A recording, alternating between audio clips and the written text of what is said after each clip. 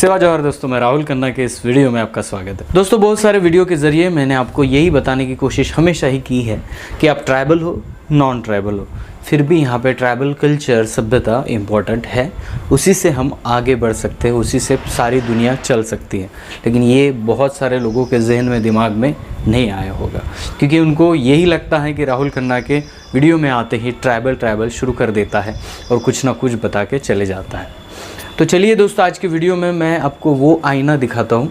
उस आईने को ना यहाँ के सरकार ने दिखाया है, ना यहाँ के कोई स्पेशलिस्ट ने दिखाया है, लेकिन वो आईना मैं यहाँ पे दिखाने की कोशिश आपको ज़रूर करूँगा। सबसे पहले मैं आपको थोड़ा सा बता दूँ, क्रांतिवीर कुमरा भीमू, वीर बाबूराव शर्मा की वीरांगना रानी दुर्गावती, क्रांति सूर्य बिरसा मुंडा, तिलका माझी, सिद्धू कान्हू मुर्मू, ऐसे अनेक नाम हैं जिसको गिनेंगे हम लोग तो 2 दिन चल जाएंगे। लेकिन ऐसे क्रांतिवीरों के नाम आज मैं क्यों आपको बता रहा हूँ, क्योंकि इनकी लड़ाई थी यहाँ के ट्राइबलों के जल जंगल ज़मीन के लिए। और ये जल जंगल ज़मीन कितना इम्पोर्टेंट है और इसे बचाना क्यों है, ये अगर आपको समझ में आएगा तो आने वाला जो अंधकार में भविष्य है उसको हम कुछ हद तक रोक पाएंगे। और इसके लिए आज का वीडियो है। चाहे आप ट्राइबल नहीं हो, लेकिन ये वीडियो देखने के बाद आपके रोंगटे ज़रूर खड़े हो जाएंगे, ये मेरा दावा है।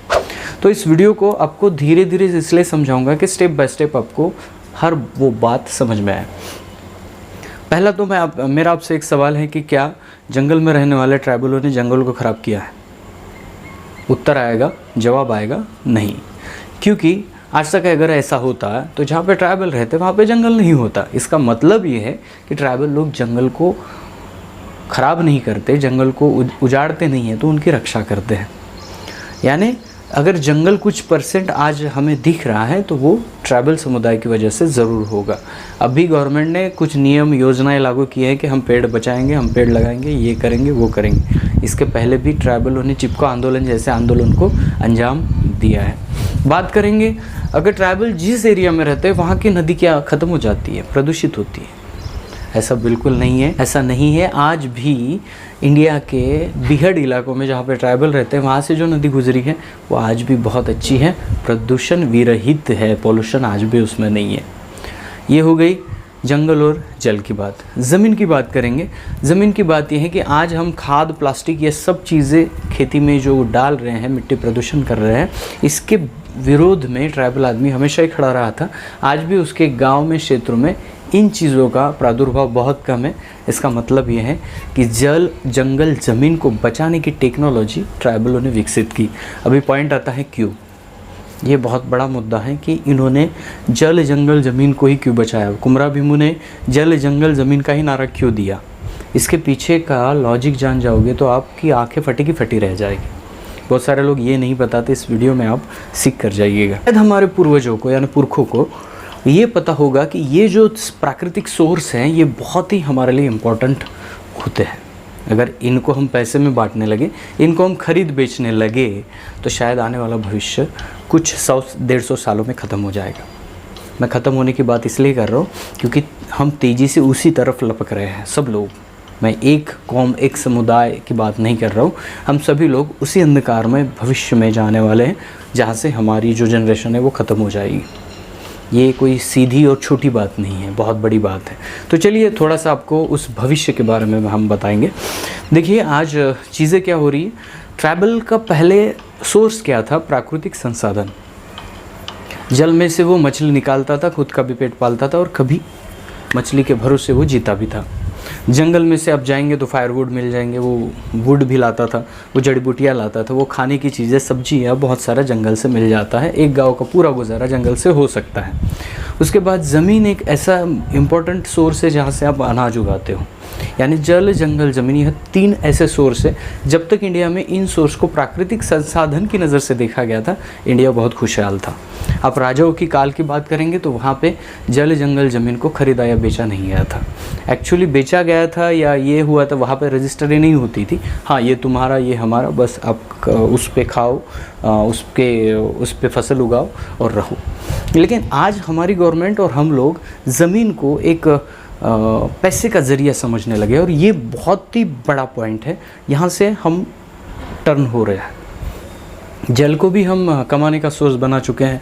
जंगल में अभी ट्राइबल लोगों का एंट्री बंद हो गया है। अभी जंगल में क्या होता है, क्या नहीं होता है, कैसा होता है, ये ट्राइबल लोग के विरहित है।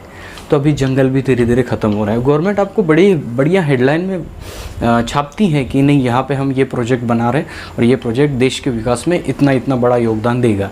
बहुत अच्छा लगता है। स्टैचू ऑफ यूनिटी देख लो आप, कोई भी बड़ा उद्योगपति है उसका प्रोजेक्ट देख लो, वो मोस्टली ज़्यादा से ज़्यादा जंगलों के एरिया में अपना बिजनेस डालता है। एक महत्वपूर्ण बात, उस फैक्ट्री से पूरा जंगल उजड़ जाता है, और दूसरी बात, वो फैक्ट्री कहीं ना कहीं किसी नदी के साथ या साइड में होने के कारण वो नदी परमानेंट प्रदूषित हो जाती है।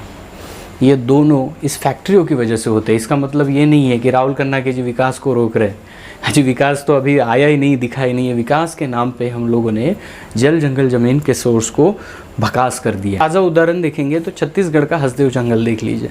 वहाँ पे किसी प्रोजेक्ट अंतर्गत वहाँ के ट्राइबल आज भी जंगल तोड़ने का विरोध हो रहा है, बट काम अभी भी रुका नहीं है। महाराष्ट्र के आप गढ़चिरोली क्षेत्र में जाएंगे तो वहाँ पे सुरजागढ़ एरिया मिलेगा, लोह खनिज मिलेगा। आज भी वहाँ पे ट्राइबल तंबू गाड़ के आंदोलन कर रहे हैं। गवर्नमेंट या मीडिया उनको देख नहीं रहा है। आप इधर जाएंगे मुंबई की तरफ, पालघर नंदुरबार क्षेत्र में, जहाँ से अभी वो रेल की पटरी बिछाए जा रहे हैं, वहाँ पर जो गाँव आ रहे हैं उनको हटाया जा रहा है। नहीं हटने वालों को सीधा उठा के फेंका जा रहा है। ये हो रहा है, और बाकी देश जो तमाशा देख रहा है, उस देश को इस वीडियो की ज़रूरत है कि क्यों ट्राइबल लोग अपनी ज़मीन नहीं छोड़ते, क्यों ट्राइबल लोग जल जंगल ज़मीन का नारा देते हैं। इस वीडियो से क्लियर हो जाएगा। ज़मीन के बारे में बात करने से पहले हम थोड़ा सा 50 या 60 साल या 80 साल के पीछे चले जाएंगे। आपके दादा ने आपको बताया होगा कि मोस्टली ज़्यादा गांव में ट्राइबल लोग रहते थे, और बाकी लोग जब आते थे तब इनके पास ज़मीन बहुत थी, यानी 40 एकड़ 50 एकड़ एक आदमी के पास होता था। और वो आदमी सोचता था कि इतने बड़ी ज़मीन के ऊपर मैं फसल तो नहीं उगा पाऊंगा, तो फिर वो क्या करते थे, साइड में कोई आया, उसके बच्चे हैं, उनको देखकर 5-6 एकड़ उनको दे दिए। कोई रजिस्ट्री नहीं हुई, कुछ नहीं हुआ, उनको दान में दे दिया और वो लोग वहाँ पे बसने लगे। गांव में ऐसा ही मोस्टली हुआ है। एक थैला लेकर आने वाले लोगों के पास आज 10-10 एकड़ ज़मीन है। यहाँ के कोयतुर पहले से ही बड़े दिल के थे। मेरे साथ पूरी दुनिया बचे, मेरे साथ पूरे दुनिया के लोग भी हमारे साथ प्रगति करें, ऐसा यहाँ के कोयतुर यानी ट्राइबल लोगों का मानना था।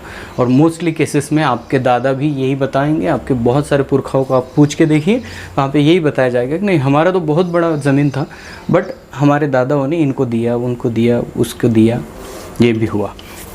तो इनडायरेक्टली ये हुआ कि जिनके पास 40-50 एकड़ की ज़मीन बोली जाती थी 70-80 साल पहले, आज उनके पास 4 या 5 एकड़ के ज़मीन पे आ गए हैं।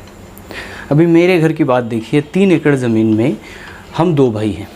तो अभी सीधी बात करेंगे कि दोनों भाइयों में अगर हम आगे चलेंगे तो 1.5 एकड़ आ जाएगा। आपकी अगर बात करूंगा तो आपकी किसी के पास अगर 10 एकड़ है तो 2 भाई हैं, 3 भाई है, तो उनको बंटवारा होगा। आने वाली जनरेशन में फिर से बंटवारा होगा, आने वाली जनरेशन में फिर से बंटवारा होगा। यानी जो अभी 4 एकड़ पर खड़े हैं, उनका चौथी जनरेशन में कुछ नहीं रहेगा। वो डिसमल पे आ जाएंगे, फिर थोड़ी थोड़ी ज़मीन, फिर ऐसा ही होगा कि 1000 ही स्क्वायर फुट बचेगा। और ये जो 4-5 जनरेशन के बाद जो दिन आने वाला है, वो बहुत ही खतरनाक दिन है। जब हमारे पास उस जनरेशन के बारे में हम सोचेंगे कि 4 जो तीसरी चौथी जनरेशन है, जहाँ पे ज़मीनी लोगों के पास नहीं बचेगा, तो लोग खेती नहीं करेंगे। और खेती नहीं करेंगे तो पता है आपको क्या होगा? अनाज महंगा हो जाएगा। पहले अनाज महंगा हो गया है तो आप उस अनाज को कहाँ से, एक तो आपके पास अगर कुछ कमाने का सोर्स है तो ठीक है, अगर आपके पास कुछ कमाने का सोर्स नहीं है और आप खेती भी नहीं करते तो आपको बहुत बड़ी प्रॉब्लम हो जाएगी। यानी गरीब, बहुत ज़्यादा गरीब हो जाएगा। और ये होगा हमारी ज़मीनें चली जाने के बाद। और ये सब होने के बाद जब हमारे घर में अनाज नहीं है, हम अनाज को उगा नहीं सकते, तो हम बाहर से लेने की कोशिश करेंगे, लेकिन ये नहीं चलेगा। गांव में अगर खेती नहीं होगी तो रोज़गार नहीं होगा, और रोज़गार नहीं होगा तो गांव लोक संख्या से भरपूर होते चले जाएगा और गांव शहर में तब्दील हो जाएगा। गांव शहर में जब तब्दील हो जाएगा तब लोग काम ढूंढेंगे। अरे लेकिन महत्वपूर्ण सोर्स ये है कि देश में अनाज की कमी हो गई है, खेती नहीं हो रही है, तो रोज़गार कहाँ से मिलेगा? तो फिर हो सकता है ये सॉल्यूशन निकाला जाए भविष्य में कि आज जैसे टाइगर रिजर्व जोन आपको नज़र आते हैं, आप किसी जंगल में जाते हो तो बड़ा बोर्ड मिलता है, ये जोन है जो टाइगर रिजर्व है, वैसे फसल रिजर्व जोन आपको नज़र आएंगे और उनको चलाएगा 1 करोड़पति उद्योगपति आदमी। वो बोलेगा मैं ऐसे जोन बनाऊंगा और मैं पूरे देश को अनाज दूंगा। इनडायरेक्टली यहाँ का जो आदमी है वो उनके हाथ में फंस जाएगा। हाँ, उनको वहाँ पे रोज़गार भी मिलेगा, लेकिन अनाज वो उगाएगा। लेकिन वो अनाज अगर उगाएगा तो वो बिजनेसमैन है, वो आपको सीधा अनाज प्रोवाइड नहीं करेगा, वो आपको पका पकाया खाना प्रोवाइड करेगा। यानी आने वाले कल में घर में अगर अनाज ही नहीं है तो रसोई बंद हो जाएगी। खाना ही नहीं है तो पकाएंगे क्या? रसोई बंद हो जाएगी और पैकेट में आने वाला खाना आप शुरू कर देंगे, क्योंकि ज़मीन नहीं है, रोज़गार नहीं है। पैकेट में आने वाला खाना हम खाना शुरू करेंगे। आज हम कल का खाना आज नहीं खाते, कल का पानी आज नहीं पीते। सिस्टम क्या है कि ये जो है ये सिस्टम बढ़ता जाएगा। एक उद्योगपति आदमी आपको पैकेट वाला खाना प्रोवाइड करेगा और आपके पास जगह भी नहीं है, तो आप बाथरूम जैसे एक आज जिसको बाथरूम कर रहे हैं उसी क्षेत्र में एक कमरानुमा आदमी रहने लगेगा। देखिए कहाँ से कहाँ काल जा सकता है अगर जल जंगल ज़मीन हमारे हाथ से छूट जाता है। तो ये ट्राइबलों की बात नहीं है, ऑल इंडिया की बात कर रहा हूँ। प्रदूषण इतने तेज़ी से बढ़ रहा है, ये फैक्ट्रियाँ इतने तेज़ी से बढ़ रही है कि दिल्ली में आज भी प्रदूषण की समस्याएं नज़र आती हैं। वहाँ पे जाने वाला आदमी बोलता है कि हमारा सैचुरेशन कम हो जाता है। तब क्या होगा? जब यहाँ के 50-60 साल आप आगे चले जाएंगे तब क्या होगा? तब हवा में प्रदूषण रहेगा। अब डॉक्टर के पास जाएंगे तो एक तो आप पैकेट वाला खाना खा रहे, उद्योगपति आपको दे रहा है वही आप खा रहे हैं, और आप पानी भी प्रदूषण वाला पी रहे, क्योंकि नहीं तो फिर आपको पैसे से लिया हुआ पानी पीना पड़ेगा। हवा में भी प्रदूषण है। डॉक्टर पर्ची में लिख के देगा कि 10 दिन आपको बेचने वाला पानी पीना है और साइड में ऑक्सीजन का बैग भी लेना है पीठ पर, जब तक आपकी तबीयत ठीक नहीं हो जाती। और हमारे शरीर में बहुत सारी बीमारियों का संचार होगा, क्योंकि हम लोगों ने खेती करना बंद कर दिया, सब कुछ बंद कर पैकेट वाला खाना खा रहे, पानी गंदा पी रहे, सब गलत हो रहा है। तो बीमारियाँ भी हमारे शरीर में बहुत ज़्यादा तादाद में नज़र आएगी। और ये जो भविष्य है, ये भविष्य आगे चलते जाएगा। एक उद्योगपति सबको कंट्रोल करेगा, एक उद्योगपति सबको खाना खिलाएगा। आज जैसे अनाज आ रहा है वैसे शायद हो सकता है पैकेट में खाना आ जाए और हम लोग निर्भर हो जाए। हम लोग एक छोटे कमरे में चले जा रहे हैं, और जब आप उगा नहीं रहे, खा नहीं रहे, खेती नहीं कर रहे, तो आप प्राणी जो होते हैं वो प्राणी खुले पड़े जाएंगे। इंसान पेटी में बंद हो जाएगा, प्राणी खुले हो जाएंगे। लेकिन इसके ऊपर आप बोलेंगे कि इतना अंधकार में भविष्य आप बता रहे हैं। अरे आपको ना, जब हम मर जाएंगे तब हमें दफनाने के लिए कोई शमशान घाट होगा नहीं होगा इसका भी कोई अंदाज़ा नहीं है, क्योंकि यहाँ का आदमी लोक संख्या की तादाद में बहुत बढ़ गया है।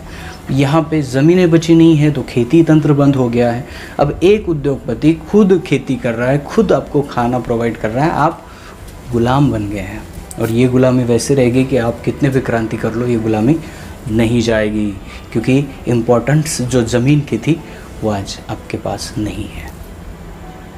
इसलिए ये जो अंधकारमय भविष्य आगे मैं बताना चाहूँगा ना, तो बहुत बहुत बड़ा अंधकारमय भविष्य है, जिसमें इंसान जी नहीं सकता, जिसमें इंसान की नस्ल ख़त्म होती जाएगी, सड़ जाएगी।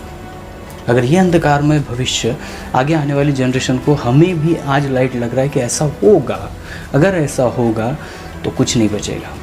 ये मैं किसी पर्टिकुलर धर्म, जाति, समुदाय, पंथ इनके लिए नहीं बता रहा हूँ, ये भारत के कॉमन आदमी के कान पर डालने के लिए बता रहा हूँ कि ऐसा अंधकारमय भविष्य आ सकता है अगर हम आज इस देश के ट्राइबलों को सपोर्ट नहीं करेंगे।